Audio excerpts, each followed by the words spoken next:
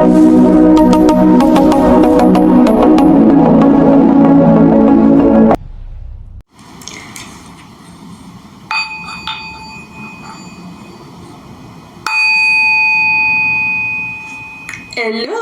j'espère que vous allez bien. On se retrouve pour une vidéo guidance sur votre parcours alchimique. On va aller voir où vous en êtes actuellement sur votre parcours. Comme vous l'avez vu dans le titre, il y aura aussi pour chaque tas, il va y avoir un défi sur la blessure d'injustice. Donc voilà, 3 choix. Donc qui allez-vous choisir? Est-ce que vous allez choisir Thich Nhat Hanh, Jiddu Krishnamurti ou Mère Teresa? Je vous laisse faire votre choix. Avant de commencer aussi, je vous le dis à chaque fois, je me répète, je vais peut-être vous le mettre sur le côté même. Si vous voulez une consultation en privé avec moi pour une guidance ou même une séance en maïeusthésie, c'est en barre de description sur l'agenda 7 morts, ou soit vous pouvez me retrouver sur Vuxenline ou sur Présage. Voilà. Alors, si tu as choisi Thich Nhat Hanh, on va aller voir ce qui arrive sur ton lien. Comment ça se passe pour toi actuellement? Waouh, j'adore, j'adore ce que je vois. J'aime ces cartes. Alors, pour toi, pour le tas de Thich Nhat Hanh, on me dit que tu commences de plus en plus à te reconnecter à ta part enfantine. Il y a un truc comme ça. J'entends l'âme d'enfant, l'enfant intérieur, forcément, je pense qu'il y a ça. Et tu es beaucoup à te reconnecter à ce côté-là en toi, à ton enfant intérieur. On me dit aussi que tu vois les choses plus légèrement, que tu es en train de passer, que tu as passé une période sombre. Je pense que tu as été un petit peu déprimée. Et on me dit que là, en miroir, avec ton autre, tu es en train d'apaiser une blessure. J'entends l'abandon et l'injustice. Ah tiens, forcément. L'abandon et l'injustice. Et on me dit aussi que tu es en train d'apaiser ces blessures-là, pas qu'en miroir avec ton autre, mais aussi en miroir avec d'autres personnes qui sont autour de toi.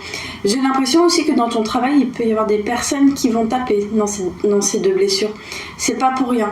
En général, quand quelqu'un te ravive ces blessures-là, c'est pas pour rien.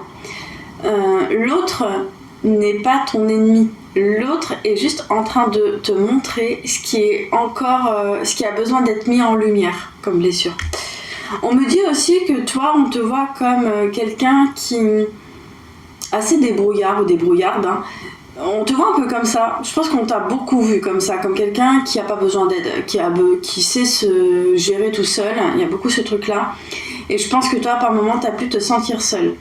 On me dit qu'il y a des personnes qui viennent à toi justement pour avoir des conseils. Parce qu'on voit que toi, tu sais, tu arrives à te débrouiller seule. Tu trouves tes clés, tu vois, tu trouves tes outils, tes clés seule. Mais attention au piège. Parce que là, on te dit aussi quand même de faire attention à toi, à ton énergie, de pas non plus te perdre en l'autre. On te demande aussi de pas être dans l'assistana avec l'autre, parce qu'il y a beaucoup de personnes, je pense, qui aimeraient que tu les aides, limite tu leur mâches le travail. Tu peux montrer comment faire, tu vois. Moi, c'est vraiment comme ça que je ressens. Tu montres comment faire aux gens, mais tu fais pas à leur place en fait, parce que plus tu vas faire à leur place, plus tu vas leur montrer qu'ils ont besoin de toi. Et en fait, personne n'a besoin de toi. Toi, tu es juste là peut-être pour donner un tuyau ou 2 et c'est tout. Juste montrer comment faire. Parce que attention à ça, c'est vraiment le piège. Moi, on parle vraiment... Là, je parle à des personnes qui ont été beaucoup comme ça par le passé, peut-être même dans l'enfance. Peut-être que toi, tu as été un enfant parentifié. C'est vraiment ce qu'on me dit là. Donc, fais attention de ne pas vouloir porter tout le monde et de ne pas faire à la place des autres et leur montrer comment faire plutôt. On me dit que quand tu vas capter ce truc-là, tu vois, j'adore cette carte.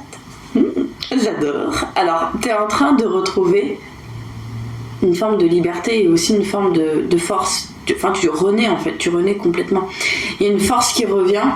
Pourquoi? Parce que tu as capté que les gens n'ont pas besoin de toi. Et au contraire, qu'est-ce que ça soulage de savoir que les gens n'ont pas besoin de toi. T'es là, ok, tu montres, mais après, t'es pas... je sais pas comment dire. Tu es pas nécessaire aux autres.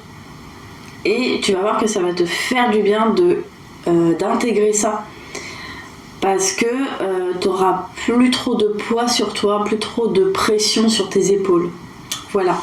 Allez, on va aller lire ton message, ton défi de la blessure d'injustice. Alors, on te dit, je décide de demander à 2 de mes proches d'attirer mon attention sur les situations où j'interromps quelqu'un pour rectifier ce qu'il a dit ou pour ramener la conversation à moi. En disant, moi je m'accepte dans cette démonstration d'orgueil, sachant que mon ego est convaincu que plus je montre ma perfection, plus je suis aimée et acceptée. Alors, si t'as choisi Mère Teresa, oui, je sais. je sais pas à quoi tu t'attendais, peut-être à Jidou, mais non, on va terminer par lui. Mère Teresa. Alors, si t'as choisi Mère Teresa, alors, qu'est-ce qu'on te dit sur ton parcours? Ah ouais, alors moi là, ce que j'entends avec ces 2 cartes, on me parle de retour. Alors vraiment, je garantis pas le retour immédiatement, mais on me dit vraiment retour de l'autre. Pourquoi? Parce que je pense que tu as libéré énormément de choses. On me parle de soins. On me parle de soins, je pense que tu as dû faire des soins. Peut-être voire même trop beaucoup même, trop beaucoup. Mais en même temps, on me dit que ouais, le fait d'avoir fait ça, ça t'a permis aussi de retrouver confiance en toi, confiance en la vie. Et forcément, comme il y a une confiance en la vie qui revient, forcément, l'autre revient. Comment ça va? Qu'est-ce que tu deviens depuis? Bref, il y a un peu ce truc-là. Je vois vraiment un retour, mais je garantis rien dans le sens où ce retour, on me dit qu'il sera vraiment timide. C'est un retour assez réservé, assez timide. On arrive, on tâte le terrain, on regarde si... on tâte aussi la température. On prend la température pour voir si toi tu es ouvert ou ouverte, s'il n'y a pas de fermeture, voilà. Et il y a un peu ce truc-là. Mais on me dit que toi, là, tu commences de plus en plus à prendre conscience du cadeau de ce lien. Hein, que tu es de plus en plus en gratitude, que tu es ouvert au lien. Mais d'un côté, on me dit que tu es ouvert, mais que tu commences à prendre conscience aussi de tes limites. Et oui, là, je parle à des personnes qui ont eu un problème avec les limites. Peut-être que toi, par le passé, dans les relations amoureuses, on a dû jouer sur tes limites. Ça me parle... Enfin, j'entends le fait de ne pas être considéré. Je pense que tu as été une personne pas considérée dans tes relations amoureuses. Et j'entends la maman. Alors, je pense qu'il y a un truc avec les blessures de la mère, ta maman. Peut-être que ta mère ne t'a pas considéré. Peut-être que ta mère n'était pas toujours là et qu'elle t'a pas considéré. C'est ce que j'entends. Donc forcément... Tu vas aller dans des relations sans t'en rendre compte, c'est inconscient, avec des hommes ou des femmes, peu importe, qui ne vont pas réellement te considérer. Et là, on me dit que tu commences à prendre conscience de ça. C'est même pas que le fait de prendre conscience, c'est bien plus profond. Tu es en train de transformer ça parce que je te vois, toi, là, en train de te considérer de plus en plus. Tu fais attention, tu es attentif à toi. On n'a pas fait attention à toi, maintenant toi tu fais attention à toi. C'est-à-dire que s'il y a des personnes qui viennent pour aller franchir tes limites, eh ben, tu mets barrage en fait. Hein. Vous ne passerez pas. Voilà. Carrément, c'est ça. Et on me dit que le fait d'être comme ça, ça va t'amener vers une nouvelle... alors, soit une nouvelle naissance du lien, une renaissance du lien, j'entends.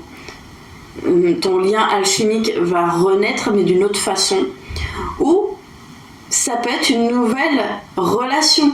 C'est pas forcément avec toi, mais autrement on me dit que ça peut être aussi une nouvelle relation qui arrive. Et cette relation sera là pour aller... J'entends contempler. C'est marrant parce que là, tu n'auras pas à apaiser certaines blessures, mais on va dire peut-être de contempler ton travail fait sur toi avec cette personne. C'est peut-être une relation âme-sœur assez légère, assez simple, assez fluide, qui va te permettre de te sentir bien, de te sentir mieux dans ta vie, encore plus accompli et mieux dans ta vie. C'est comme si l'autre qui arrive, cette nouvelle personne, sera comme un bonus pour toi. Ça peut être ça, il y a 2 possibilités, ou soit ton lien flamme jumelle est en train de se renforcer de plus en plus, et on te dit que tu es en train de terminer ce cycle pour aller vers un nouveau avec ton autre, ou la nouvelle personne qui arrive. Voilà pour toi, et on va lire ton défi. Alors, je suis plus attentive aux fois où j'agis par devoir, pour être une personne bonne et parfaite face aux autres. selon les normes établies par mon ego. Je décide alors d'agir selon mon besoin et non celui des autres. Mon besoin et non celui des autres. Est-ce que tu as compris? Voilà. Ensuite, dernier tas avec Jiddu Krishnamurti. Voilà. Allez, toi. Ouh, toi. Les papillons en l'air. Bon, j'arrête de conneries. Alors toi, on me dit là... ouais, non. On me dit vraiment que ça n'a pas l'air d'aller. Mais là... Ça me parle pas réellement de problèmes de santé là, ça me parle plutôt de l'état, bon après c'est un peu pareil, hein. C'est l'état, ton état émotionnel. On te dit de faire attention à ça parce que ça peut justement jouer sur le corps. Le fait d'être contrarié, là on parle vraiment de contrariété. Hein. Je pense qu'il y a quelque chose là, par le passé qui t'a contrarié. Là on parle le temps, c'est vraiment ce qui s'est passé là. Il s'est passé un truc qui t'a contrarié.